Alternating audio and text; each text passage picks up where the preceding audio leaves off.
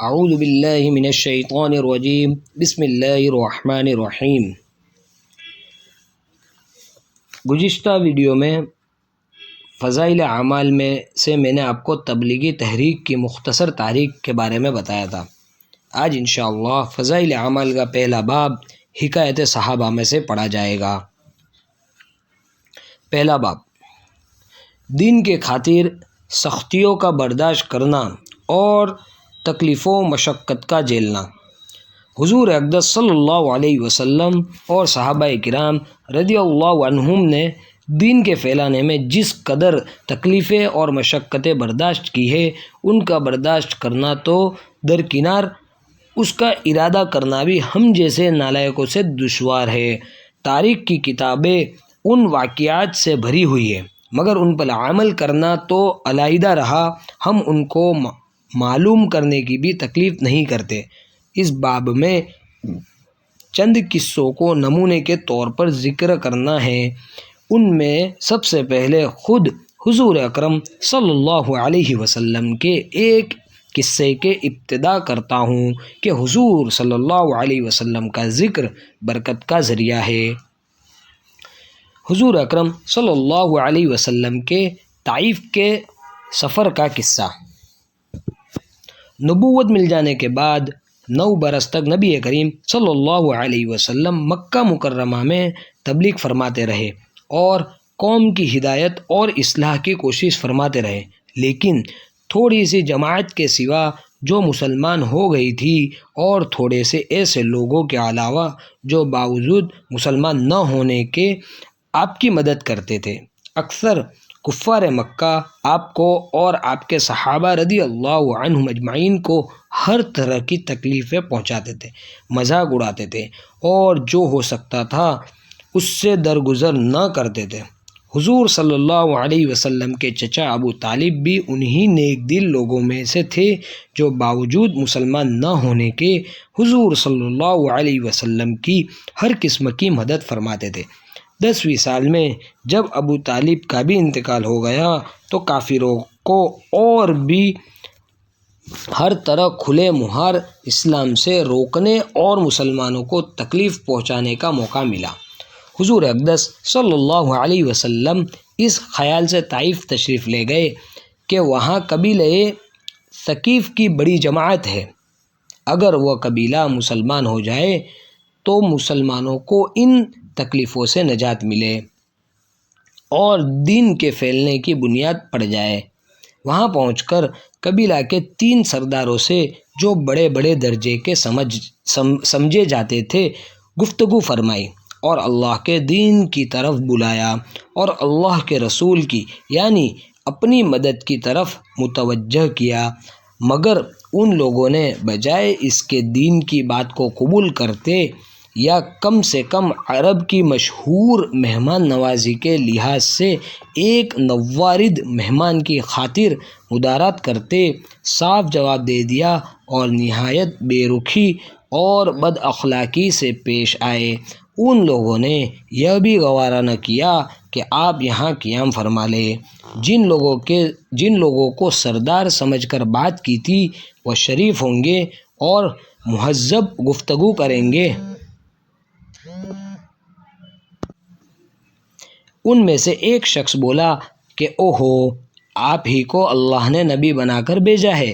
دوسرا بولا کہ اللہ کو تمہارے سوا کوئی اور ملتا ہی نہ تھا جس کو رسول بنا کر بھیجتے۔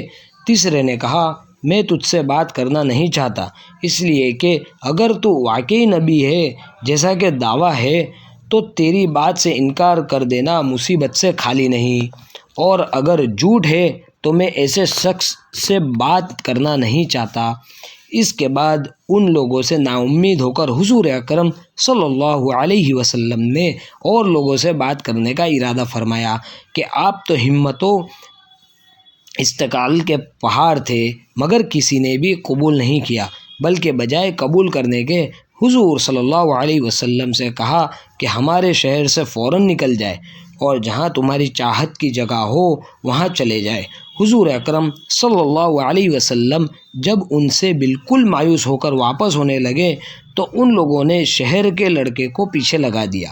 کہ آپ کا مذاق اڑائے، تالیاں پیٹے، پتھر مارے، حتیٰ کہ آپ صلی اللہ علیہ وسلم کے دونوں جوتے خون کے جاری ہونے سے رنگین ہو گئے۔ حضور اکرم صلی اللہ علیہ وسلم اسی حالت میں واپس ہوئے۔ جب راستے میں ان شریروں سے اطمینان ہوا تو حضور صلی اللہ علیہ وسلم نے یہ دعا مانگی: اے اللہ، تجھی سے شکایت کرتا ہوں میں اپنی کمزوری اور بے کسی کا اور لوگوں میں ذلت و رسوائی کی۔ اے ارحم الراحمین، تو ہی ضعفاء کا رب ہے اور تو ہی میرا پروردگار ہے۔ تو مجھے کس کے حوالے کرتا ہے؟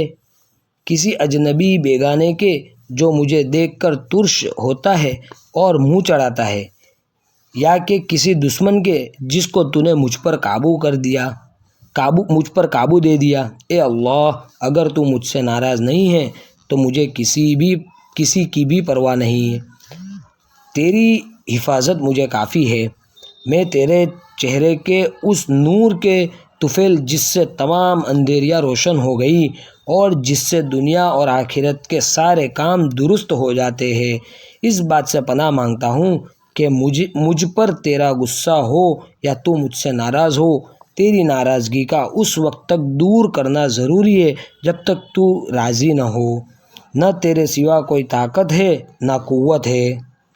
مالک الملک کی شان قہاری کو اس پر جوش آنا ہی تھا کہ حضرت جبرائیل علیہ السلام نے آ کر سلام کیا اور عرض کیا کہ اللہ تعالیٰ نے آپ کی قوم کی وہ گفتگو جو آپ سے ہوئی سنی اور ان کے جوابات سنے، اور ایک فرشتے کو جس کے متعلق پہاڑوں کو خدمت ہے آپ سے بھیجا ہے۔ مالک الملک کی شان قہاری کو اس پر جوش آنا ہی تھا کہ حضرت جبرائیل علیہ السلام نے آ کر سلام کیا اور عرض کیا کہ اللہ تعالیٰ نے آپ کی قوم کی وہ گفتگو جو آپ سے ہوئی سنی اور ان کے جوابات سنے، اور ایک فرشتے کو جس کے متعلق پہاڑوں کی خدمت ہے آپ کے پاس بھیجا ہے کہ آپ جو چاہے اس کو حکم دیں۔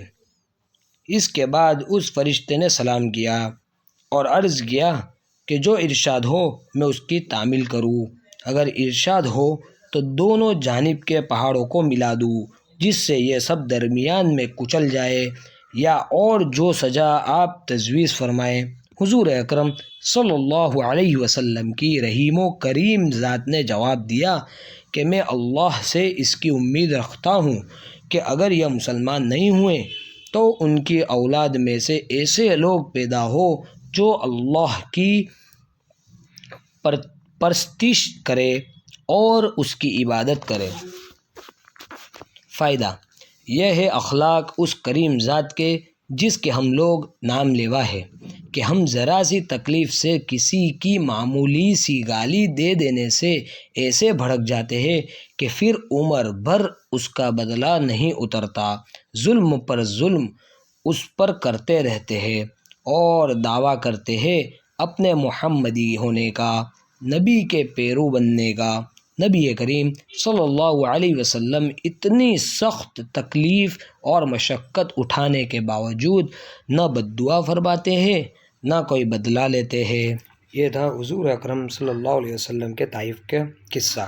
آئندہ انشاءاللہ حکایت صحابہ میں سے دوسرا ایک قصہ پڑھا جائے گا۔